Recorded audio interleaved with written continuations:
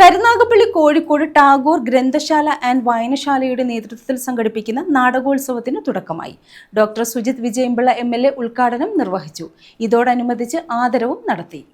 കരുനാഗപ്പള്ളി കോഴിക്കോട് ടാഗോർ ഗ്രന്ഥശാല ആൻഡ് വായനശാലയുടെ നേതൃത്വത്തിൽ സംഘടിപ്പിക്കുന്ന നാടകോത്സവത്തിന് തുടക്കമായി. ഡോക്ടർ സുജിത് വിജയൻപിള്ള MLA ഉദ്ഘാടനം നിർവഹിച്ചു. നിരവധി നാടകോത്സവം നടത്തി വിജയിപ്പിക്കുന്നു. വിജയം എന്ന് പറയുന്നത് എന്താണ്? ജനങ്ങളുടെ പങ്കാളിത്തമാണല്ലോ. അപ്പോൾ ആ ഒരു രീതിയിൽ നാടകം വരുമ്പോഴത്തേക്കും നല്ല ജനപങ്കാളിത്തത്തോടുകൂടി പലയിടത്തും നാടകം നടക്കുന്നുണ്ട്. അത് ഏറ്റവും സ്വാഗതം ചെയ്യേണ്ട ഒരു കാര്യം തന്നെയാണ്. ഒരു കാലത്ത് നമ്മുടെ അമ്പല മുറ്റങ്ങളെയും അതുപോലെ പൊതു ഇടങ്ങളെയെല്ലാം ത്രസിപ്പിച്ചിരുന്ന ഒരു കലയാണ് അമച്ചർ നാടകങ്ങളെല്ലാം തന്നെ. ആ നാടകത്തിലൂടെയാണ് നമ്മുടെ കേരളക്കരെ ഒട്ടാകെ ഈ പറഞ്ഞ നവോത്ഥാന നായന്മാർ ചെയ്ത അതേ രീതിയിലുള്ള സംഭാവനകൾ ഒരുപാട് നാടകങ്ങൾ നമ്മുടെ കേരളക്കരയ്ക്ക് നൽകിയിട്ടുണ്ട്.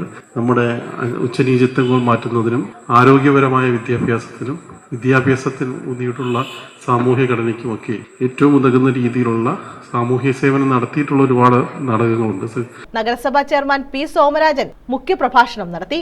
ഗ്രന്ഥശാല പ്രസിഡന്റ് G. ജോൺകുട്ടി അധ്യക്ഷത വഹിച്ചു. Secretary S. Uthaman, councillor Prashanth, Aparna Anand, R. Rahul Raj, P. Arun എന്നിവർ പങ്കെടുത്തു.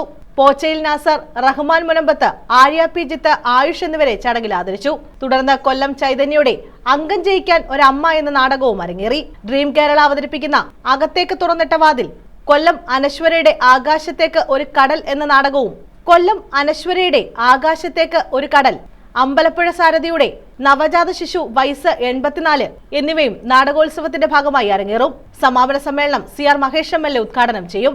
Library council secretary V. Vijayakumar മുഖ്യപ്രഭാഷണം നടത്തും.